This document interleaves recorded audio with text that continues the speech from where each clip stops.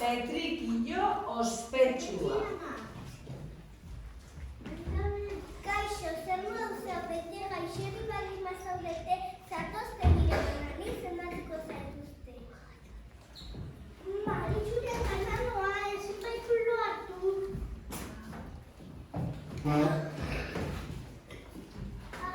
Hau tripako mina, ea Maritxu sendatzen hauen. Mustafa ditzen haute, arazo berri bat du launtxo, buruzo jalan. Egialdean, herri txiki bateko azokan, Maritxu Petrikillan dinatxe txiki bat zeukan. Beniterako bazuen erremedetik bere fama lurralde guztietan zabaldu zen. Eta edozein lekutatik jendea zetozkion. Egun batean lorik hartu ezin zuen neska bat joan zitzaion. Zertara zatoz, zugana nator, remedio bila, astebete da damadalako loatu ezin, oso nekaturik nago. Lasai, badut horretarako nere amona, nere amari eta nere ama neri erakutsitako edabea. Belar sopa, afzen aska, gusto txarriko haute da. Zaude lasai, amonaren edabea beti dira goxoa. Bai, eta nola iko duzu begira. Txingurri,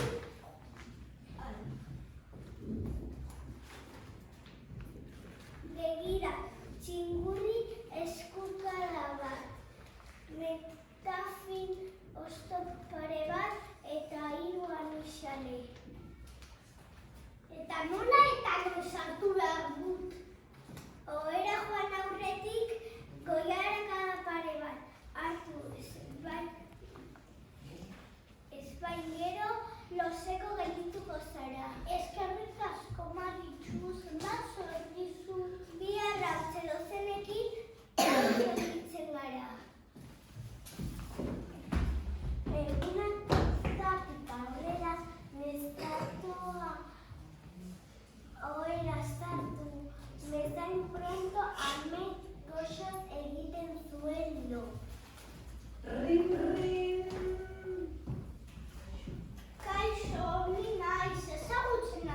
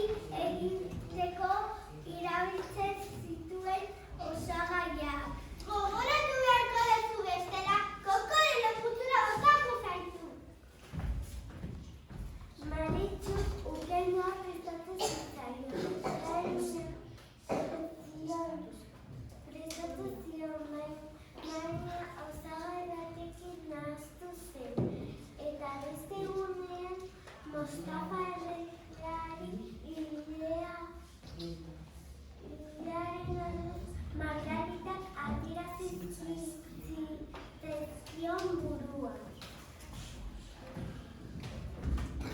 Zer egin didazu Pedrikillo ziztrinore? Kokodilo putzura botako zaitut! Uste dut, emaidazu beste aukera. Uste dut badakitela zerrekin nahastu dio.